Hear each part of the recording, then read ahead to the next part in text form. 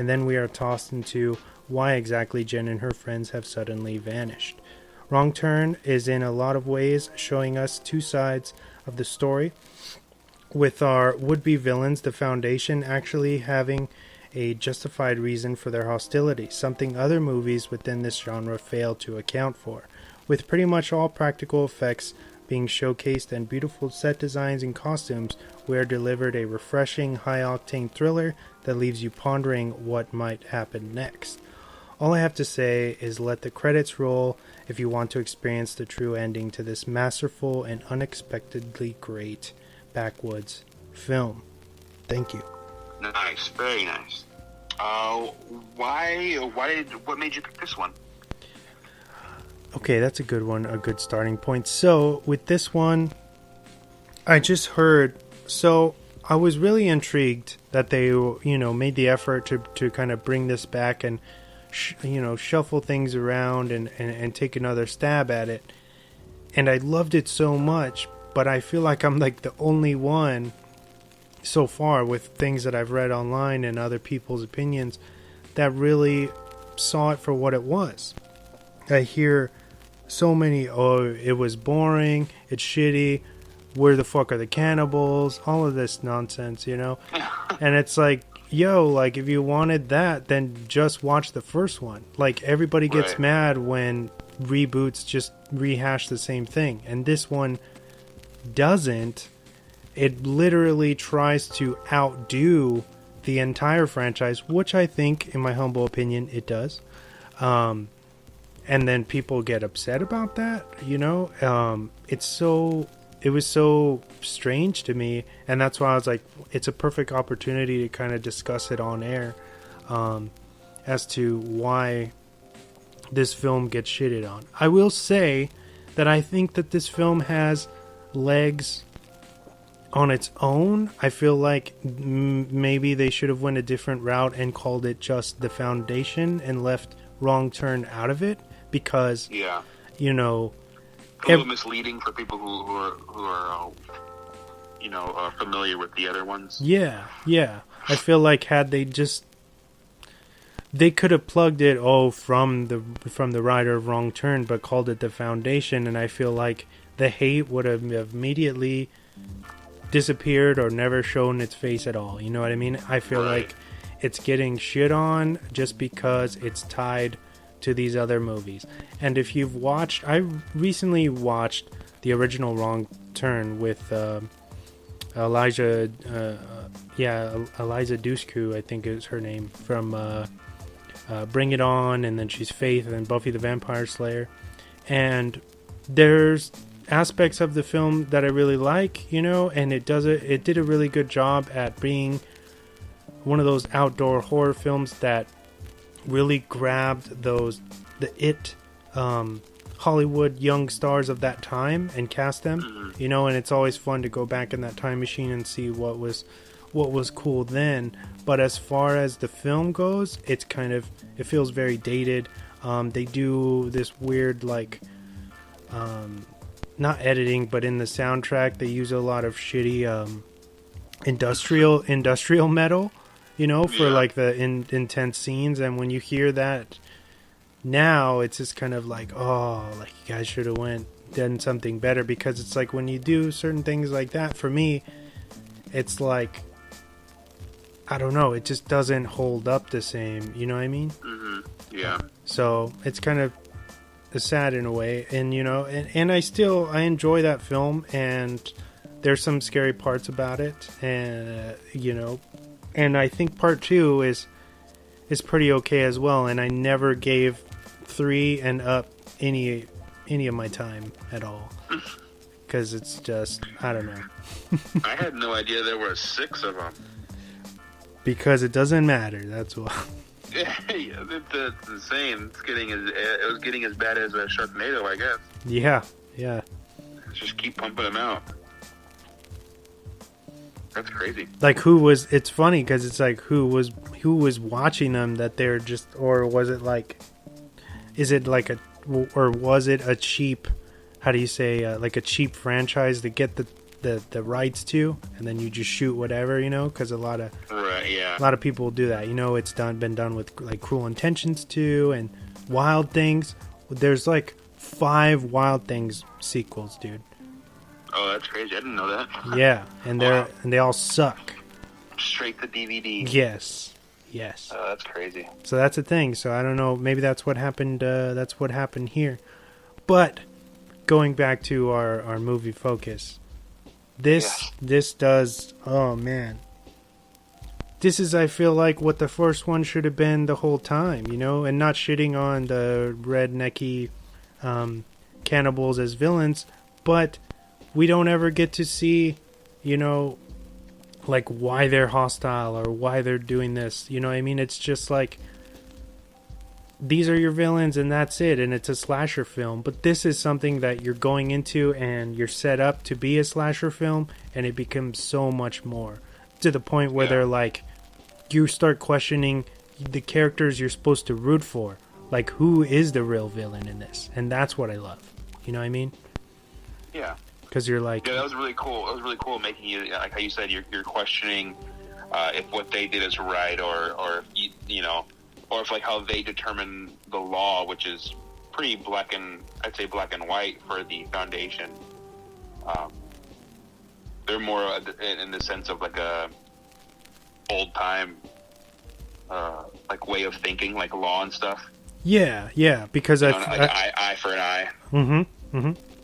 They even touch on that in the film a few times, where they say, like,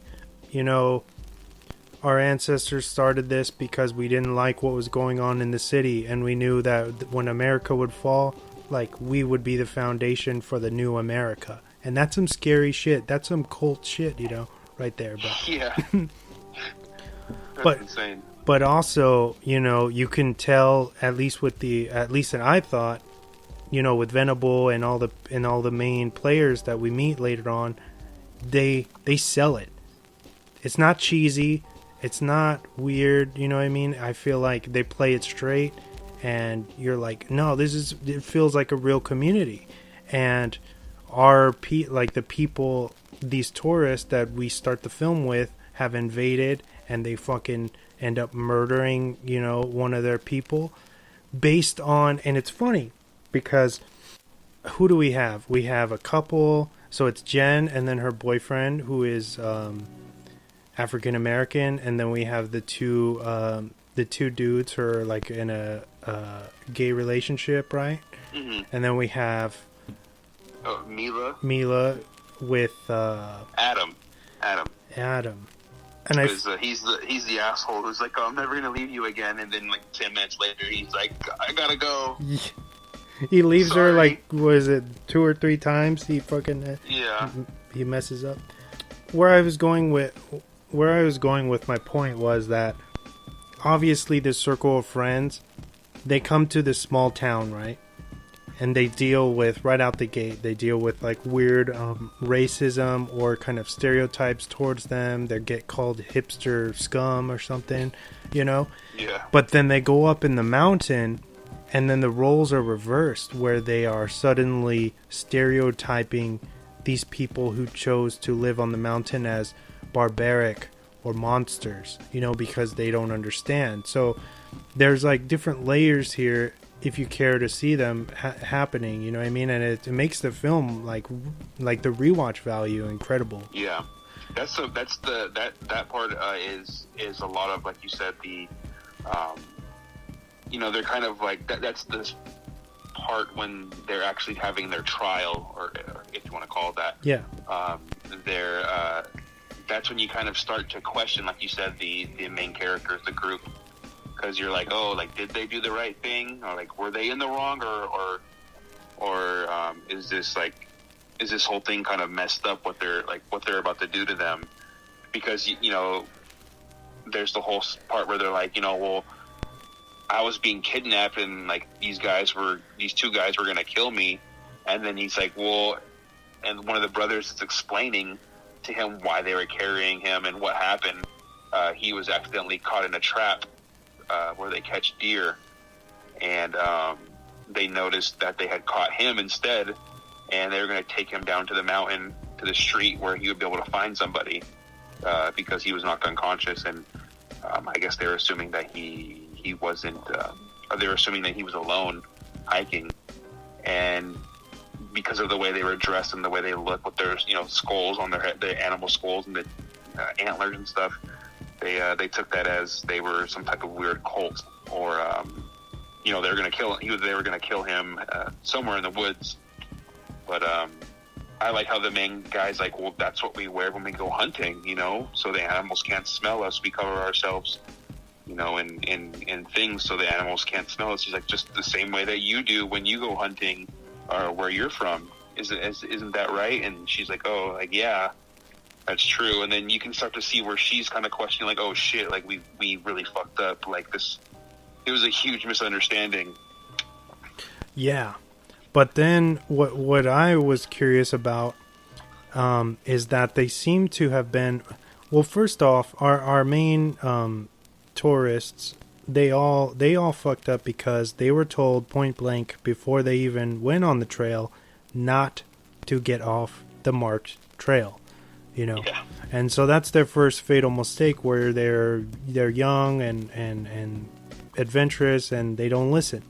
And, they ultimately pay the price. But had they listened, they would have never, I would assume, probably have come, even in face-to-face with the Foundation. And if they had, maybe it would have been on better terms.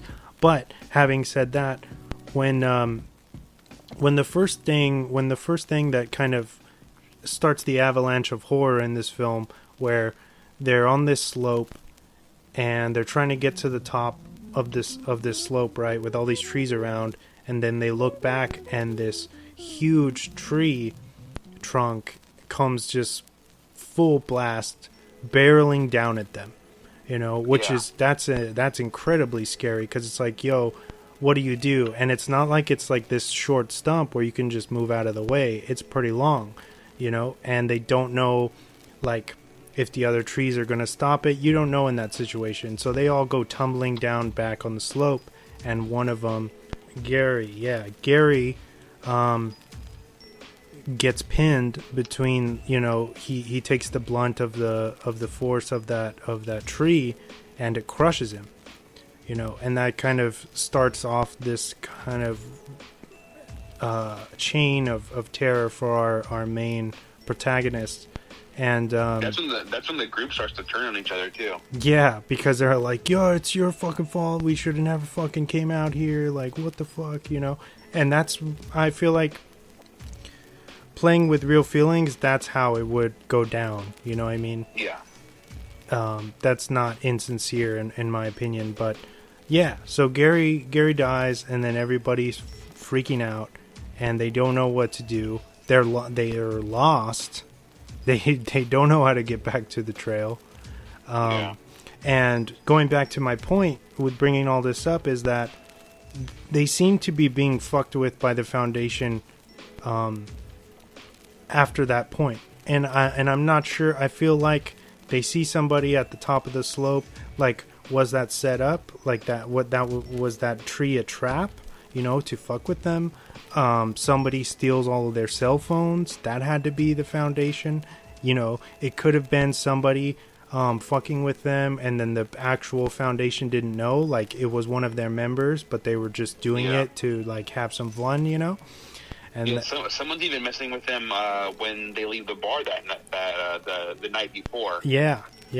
With the guy who's standing by their car. Because later on in the trial, one of the guys, he was like, yeah, I saw them at the down in town, and one of them threw a beer at me. He's very violent. They use that against them in their defense. So it kind of, and then all of the townspeople, you can tell, are really seem to be against the idea of the Foundation. Yeah. When you get to kind of know them, or you hear the dialogue towards them, they're just like, I don't have any love for them fucking Foundation fuckers, stuff like that, Yeah. So it's like, oh, well, are they kind of terrible people, or are they just like, really strict to their code? But you know, going back to the main, you know, the main baddie Venable, when they're in the trial, he says, has any of us like actually caused you